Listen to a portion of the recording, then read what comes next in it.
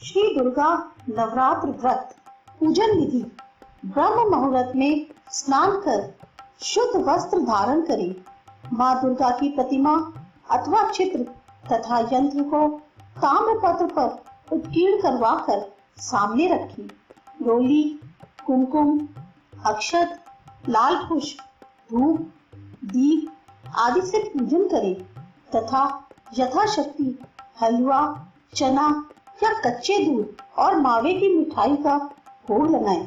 हाथ में पुष्प लेकर निम्न श्लोक पढ़ें। ओम सर्व मंगल मांगल्ये शिवे सर्वार्थ साधिके शरण्य त्र्यंबके गौरी नारायणी नमोस्तुते। तत्पश्चात पुष्प अर्पण कर चालीसा का पाठ करें। पाठ के अंत में ओम ह्रीं धूम दुर्गाय नमः मंत्र का तुलसी या सफेद चंदन की माला से 108 बार जाप करें। कन्या पूजन। अष्टमी या नवमी के दिन विधिवत कन्या पूजन किया जाता है। माँ दुर्गा की कन्या के रूप में भी पूजा की जाती है, इसलिए ऐसा माना जाता है कि कन्या पूजन माँ का ही पूजन है। इस दिन 9 अथवा 11 कन्याओं को जिमाया जाता है। विधि। कन्याओं के पैर धोकर उन्हें आसन पर बिठाया जाता है। उनके हाथों में मौली बांधी जाती है और माथे पर रोली का टीका लगाया जाता है। भगवती दुर्गा को चने, हलवा, पूरी, खीर, पुआ तथा फल आदि का भोग लगाया जाता है। यही प्रसाद कन्याओं को भी दिया जाता है। इस दिन लोग अपने सामर्थ्य के हिसाब से कन्याओं को दक्षिणा भी देते हैं। इसके अलावा कन्याओं को लाल चुन्नी और चूड़ियां भी चढ़ाते हैं।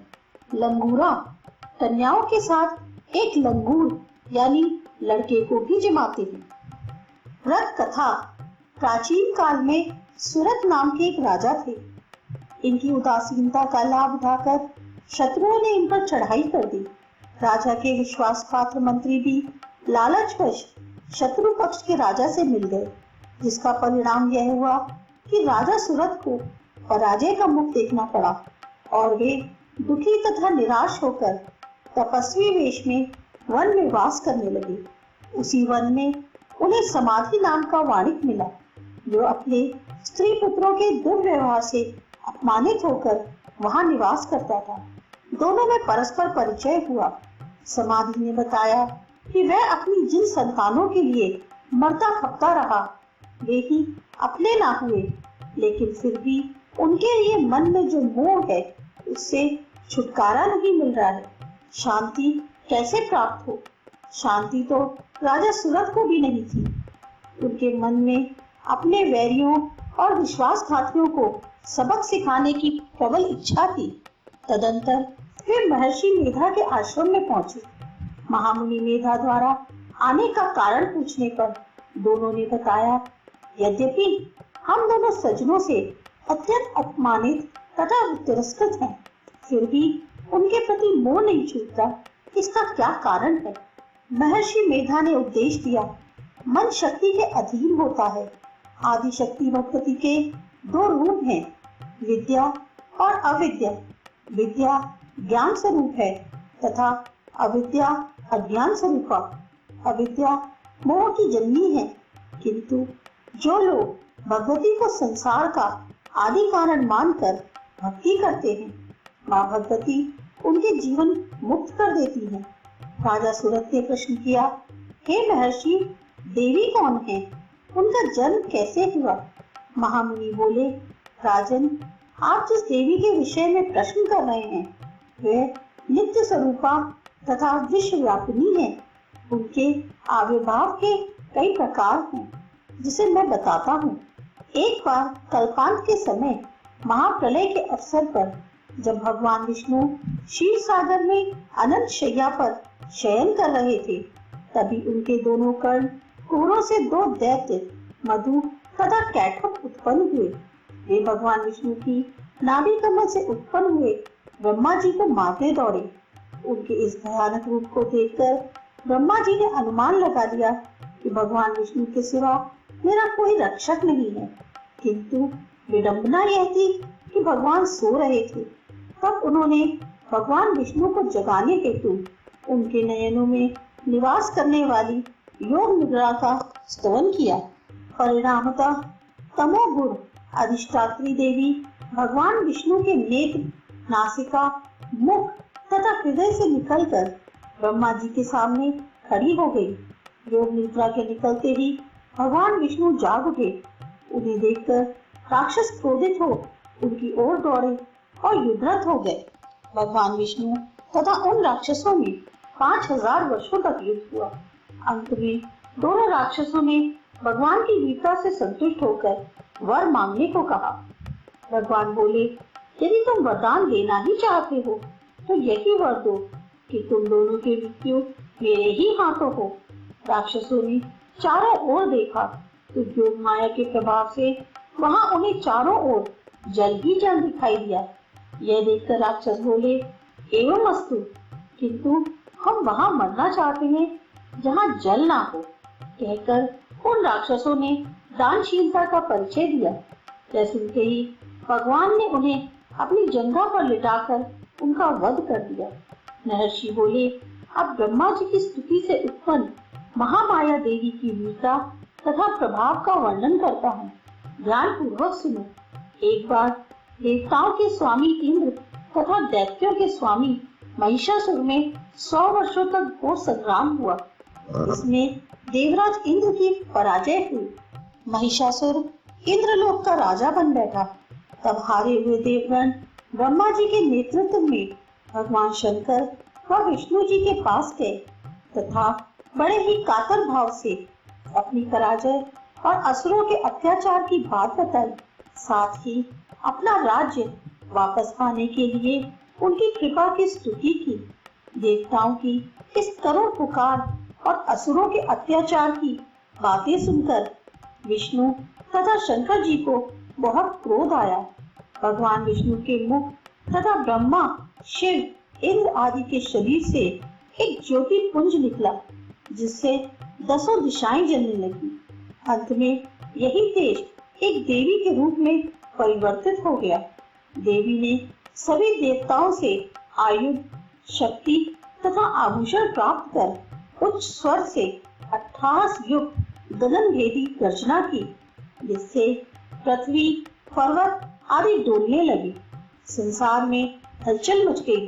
देवी की ऐसी गर्जना सुनकर महिषासुर चौकन्ना हुआ और दैत्य सेना का व्यूह बनाकर इस सिंहनाद की ओर दौड़ा।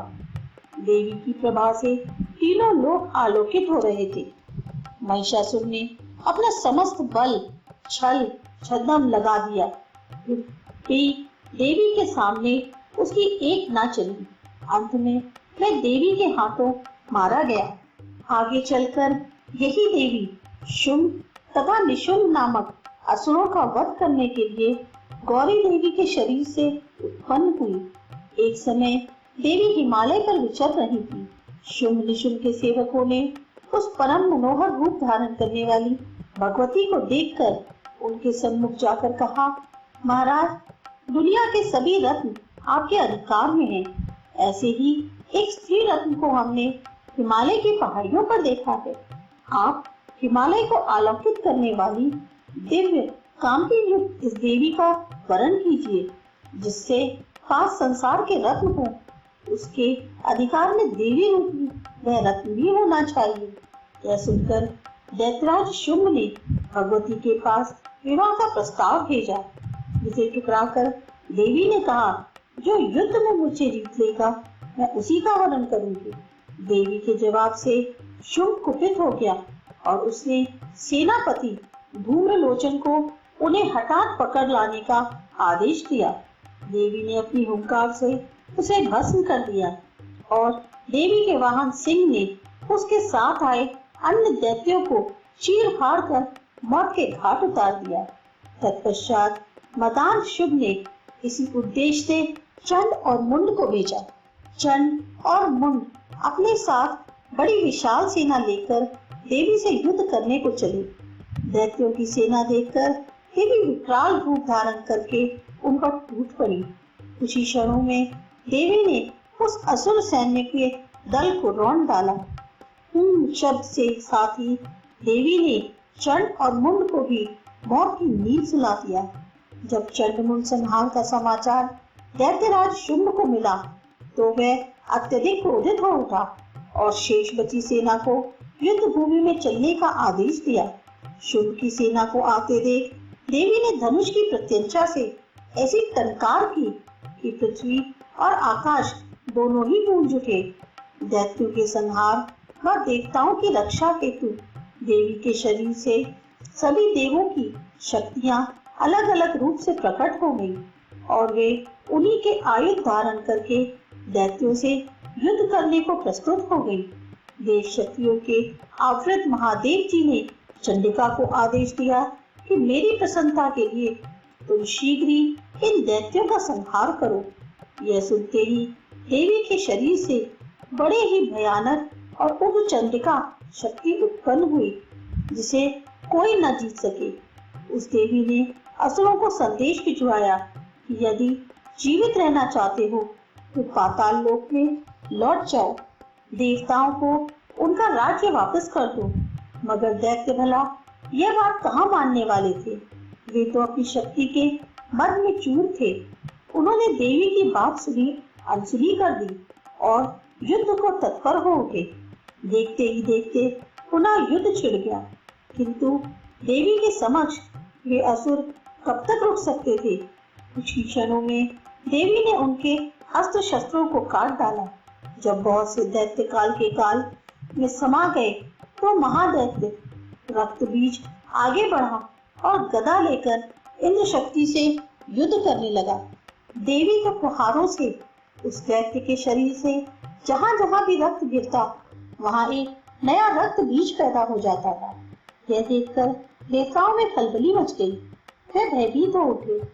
देवताओं को इस प्रकार भयभीत देखकर चंडिका ने काली से कहा, चामुंडे, तुम अपना मुख फैलाकर रणभूमि में विचरण करो और मेरे शस्त्र के प्रहार के गिरने वाले रक्त बिंदुओं तथा उनके उत्पन्न दैत्यों का भक्षण करती रहो। इस प्रकार इस दैत्य का रक्त क्षीण हो जाएगा और वह स्वयं नष्ट हो जाएगा। इसके बाद चंडिका ने शूल उठाकर रक्त बीज पर प्रहार किया और काली ने मुंह फैलाकर उसका रक्त पी लिया। इस प्रकार देखते ही देखते देवी ने रक्त बीज का प्राणांत कर दिया। रक्त बीज की मृत्यु होते ही देवताओं में हर्ष की लहर दौड़ गई। हर्षित होकर वे नृत्य करते हुए देवी का गुणगान करने लगे। उधर रक्त बीज की मृत्यु का समाचार पाकर शुंभ निशुंभ के क्रोध की सीमा न रही। वे बड़े बड़े बलि दैत्यों को लेकर देवी से युद्ध करने चल दिए, किंतु शीघ्र ही देवी ने उन दोनों का भी संहार कर दिया। सभी दैत्य मारे गए। सारे संसार में शांति व्याप्त हो गई और देवतागण हर्षित होकर देवी का गुणगान करने लगे। इन सब उपाख्यानों को सुनाकर मेधा ऋषि ने राजा सुरथ और वाणिक समाधि से देवी स्तवन की विधिवत व्याख्या की, जिसके प्रभाव से दोनों एक नदी तट पर जाकर तपस्या में लीन हो गए। 3 वर्षों उपरांत दुर्गा जी ने प्रकट होकर उन दोनों को आशीर्वाद दिया। इस प्रकार वाणिक संसार मोह से मुक्त होकर आत्मचिंतन में लग गया तथा राजा ने शत्रुओं को हराकर अपना खोया राजवैभव पुनः प्राप्त कर लिया।